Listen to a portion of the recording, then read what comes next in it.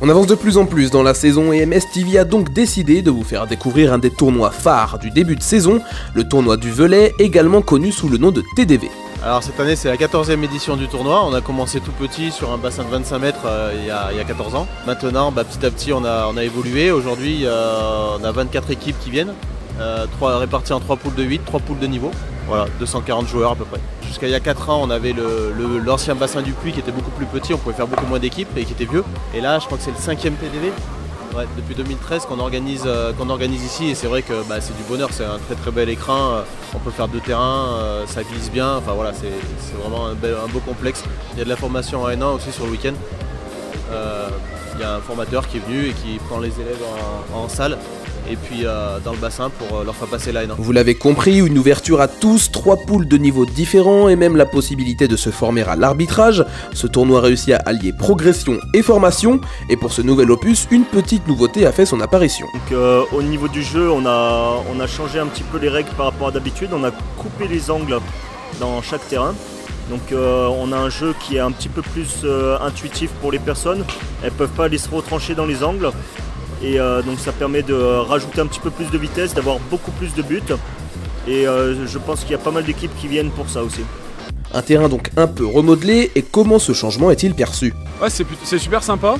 Nous on avait vu ça, on avait eu la chance de partir il y a 2 ans avec moi, on avait fait une équipe, on est allé en Colombie jouer le 3 contre 3 là. Et du coup sur un terrain qui est octogonal là, donc du coup c'est vraiment pas mal, le jeu est beaucoup plus rapide.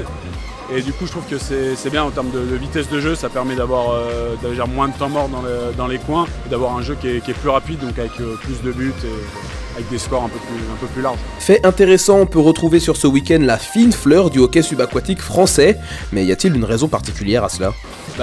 Faut dire que dans 3 semaines c'est le championnat de France du groupe A, donc c'est une bonne préparation pour les équipes du groupe A pour venir se préparer ici pour être au top dans 3 semaines. Cela peut être une bonne raison, oui, la recherche de niveau, mais ce niveau est-il véritablement présent cette année? Ouais, le niveau il a augmenté, et c'est vrai que là sur les 3-4 dernières années il y a toujours 4-5 équipes vraiment très performantes. Du coup ça permet aussi de se roder face à des équipes avec un bon niveau. Donc non, il y a vraiment un bon niveau. En France, je dirais qu'en termes de niveau, c'est l'un des tournois le plus réputé quoi, en termes de niveau. On va dire c'est un rendez-vous du calendrier super important quoi, du début de saison. Une grosse intensité qui nous a poussé à enquêter sur les coulisses du tournoi. Une petite question, est-ce qu'il y a des équipes qui sont déjà venues vous proposer des billets pour truquer les matchs? Non, pas encore. On est sur le tournoi du Velay et du coup il n'y a pas d'enjeu, mais voilà, non. Le TDV, c'est un tournoi très prisé, les places partent très rapidement et beaucoup d'équipes sont mises sur liste d'attente chaque année, mais qu'est-ce qui explique un tel succès? Déjà on essaye d'organiser le mieux possible pour que ça plaise aux équipes, et puis on a la chance, on est un des premiers tournois open qui a été créé en France, donc on est l'un des plus anciens, et c'est ce qui fait aussi on a une certaine notoriété. Et puis je pense que le bouche à oreille nous a fait beaucoup de bien en fait, parce qu'aujourd'hui c'est bien qu'on a des équipes de Bretagne qui viennent, de Paris, qui font beaucoup de kilomètres pour venir ici. Nous ça nous fait plaisir, c'est vraiment gratifiant, et je pense que le bouche à oreille nous a bien aidé. Ouais. Une chose est sûre, les participants le leur rendent bien. C'est un très beau tournoi, ça fait au moins 4 ans que je participe, et c'est très bien organisé, il y a pas mal de matchs pour pouvoir jouer. Nous on est un peu faibles, du coup on se met tout le temps dans les bas du classement. Mais c'est quand même agréable de jouer parce qu'on a du plaisir quand même dans les jeux avec des équipes même plus fortes, mais c'est quand même pas mal. Autre tradition qui enchante les joueurs et joueuses, une soirée costumée qui a lieu entre les 2 jours, le samedi soir. On joue à l'utile et à l'agréable, on va dire. On a passé une belle soirée hier et c'est compliqué le dimanche matin d'être au top physiquement, mais par contre ça participe à la bonne ambiance du week-end, ouais, c'est sûr. Ouais. D'ailleurs je remercie l'équipe d'MS Sport qui est venue très bien déguisée et qui a mis le feu à la soirée. C'est toujours un plaisir, d'ailleurs voici en exclu les images de la soirée.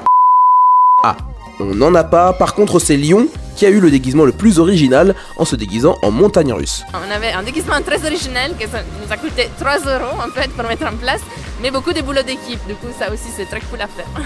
Passons aux résultats maintenant. Tout d'abord dans la poule B, c'est l'équipe de Rennes qui a remporté la finale en mort subite face à Moire en 2. On n'était peut-être pas trop au top au départ et puis on a su monter crescendo et puis ça l'a fait, donc voilà. On a perdu un match, un seul. Ouais. Donc le prix, c'est bien. Sur la mort subite, tu prends 2 minutes, vous gagnez quand même. Je pense. mieux sans moi. Je pense qu'on est trop fort à 5 ou qu'à 4. Ça met la pression, et la pression c'est toujours positif dans une équipe en fait. C'était réfléchi de ma part. Et enfin l'équipe qui remporte la poule A, c'est Moiran qui s'est imposée face à Franconville. Ouais, on a bien démarré le match, après on a eu un peu de difficultés au milieu du match, on s'est un peu disloqué dans l'équipe quoi. Et puis on est bien revenu en fin de match, on a réussi à remettre de l'avant et aller marquer 2 buts pour assurer la victoire. Malheureusement, la finale de la poule C a été interrompue suite à une grosse blessure d'un joueur à qui toute l'équipe souhaite un bon rétablissement, et c'est tout naturellement que Le Puy leur a laissé la première place de la poule C. Donc on laisse la place à MHS en première position, et donc en 18e position c'est les Vulcains 2. Et donc en première position, je ne compte plus le nombre de fois où ils ont été premiers, c'est Moiran.